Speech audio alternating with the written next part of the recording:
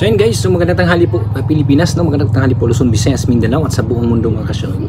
So ngayon po ay araw po ng Miyerkules, no? August 13, 2025 mga ka-showing. So pag-usapan po natin ngayon mga ka-showing ang BSKE, no? Ang panukalang batas kung bakit hindi napirmahan ng Pangulo kahapon, no? Or hinihintay na lang pong maging lapse in tulo bukas. Subukan natin pag-usapan yan mga ka-showing. Sa mga hindi pa po nakasubscribe dyan, no? Please subscribe mga ka-showing, no? Like, share po at click the notification bell. I-bell all nyo na para updated kayo lagi sa mga bago kong upload na video, lalo-lalo na po dito po tungkol sa BSKE mga ka-showing. So don't forget to subscribe.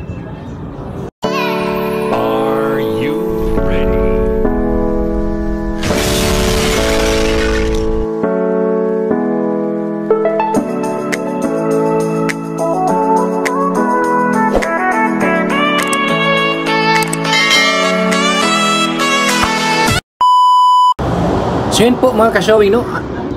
Ay hindi po na tuloy yung inaasahan po natin kahapon na pipirmahan po ng Pangulong Bongbong Marcos ang panukalang batas, no? At wala pong anunsyo, no, na pinipirmahan na kahapon. No, wala talagang hindi natin alam kung ano po ang plano po nila, no? Or baka hintayin na lang po talaga na malaps in tulo. Dahil bukas mga ka-showing, no, August 14 ay pang 30 araw na po yun, no? At doon bukas po ay magiging lapse in tulo na po yung panukalang batas na yun dahil 30 days na po yan. So yun, kung darating po bukas mga ka-showing at di na napirmahan ng Pangulo, ay automatic kong maging batas din yun, no? Na magiging batas na yung panukalang batas na ipinasa po ng 19th Congress. At hindi naman yung kaagad din magiging tuluyang maging batas mga ka-showing, no? Dahil mayroon pang 15 days. So ang effective po dyan ay ngayon pong September 1, no? Pagdating po ng September 1 ay magiging Republic Act na po yan mga ka-showing, no? Kung wala pong nagrereklamo. Pero baka po sa akin pong palagay mga ka-showing, no? Strategy po ito ng ating Pangulo, no? Na hindi po pipirmahan iyan, no? At hayaang maging lapse in tulo, no? Kumbaga nililito-lito, no? Nililito nila si Attorney Mac para hindi po siya makapag-file ng petition, no, sa Supreme Court, no? Or makapag-file man siya ay hindi na po kaya kasi po ang sumiti po siya ng petition po sa korte, ay alam niyo naman yung Korte Suprema mga ka-showing, di ba matagal po magdesisyon. Nung nakaraan nga po, no, nung nagpetition po si Attorney Mac, umabot ata ng 6 na buwan, no, bago nagdesisyon po ang Supreme Court.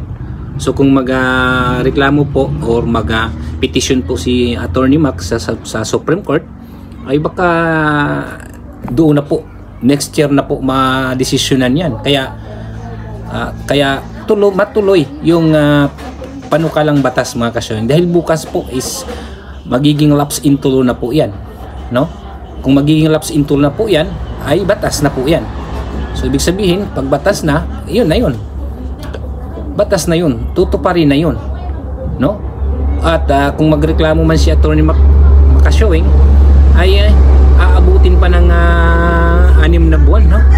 Dahil 2 buwan na lang po no, 2 buwan na lang po, kasi po ang filing po ng BSKE kung sakaling matuloy sa December ay ngayong October ata, no, kung hindi ako nagkakamali, no? Ilang buwan na lang, 2 buwan na lang, September to October, October to ay September to October, di ba? Alanganin na po sa oras, no? Bitin na po sa oras. Kaya siguro yun ang ginagawa ng ating Pangulo, na kumbaga nililito-lito. Hindi natin alam, no? Nililito-lito po yan para po maguluhan, no, si Attorney Mac. Sa akin lang po yan. Baka yun po, di ba? Hindi natin alam. Pero hintayin na lang po natin bukas kung ano po bukas mga ka-showing, no?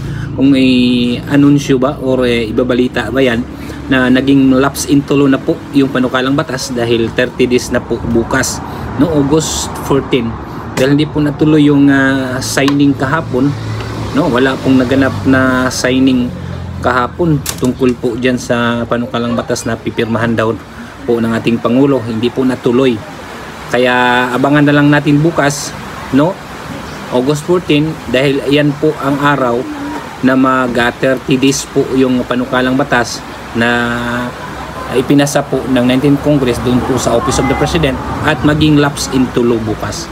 So abangan po natin bukas mga kasyaway, no? At mangangala po tayo ng mga balita, no? Para po maihatid po sa inyo, no? Para po makapagbalita tayo kung na-lapse in tulo na po ba mga kasyaway. So kaya don't forget to like, share at comment and also subscribe mga kasyawing. Sa mga hindi pa po nakasubscribe dyan, so please subscribe po, no, at click the notification bell para updated kayo lagi sa mga bago kong upload na video, lalo na po dito mga kasyawing, no, tungkol po dito sa BSKE, dahil ito talaga ang inaabang-abangan ng lahat ng mga barangay officials, no, sa buong Pilipinas.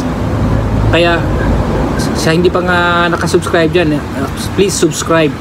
So at mangala po tayo ng balita kung bukas, kung malaps in tulo po, para po mahihatid po sa inyo at makakaalam po kayo, no, kung nalaps in tulo po mga kasyawing. So yun lang po mga kasyawing, no, ating pong update ngayon. Maraming salamat po sa inyong walang sawang suporta po sa ating channel, sa inyong walang sawang pagpanood po sa ating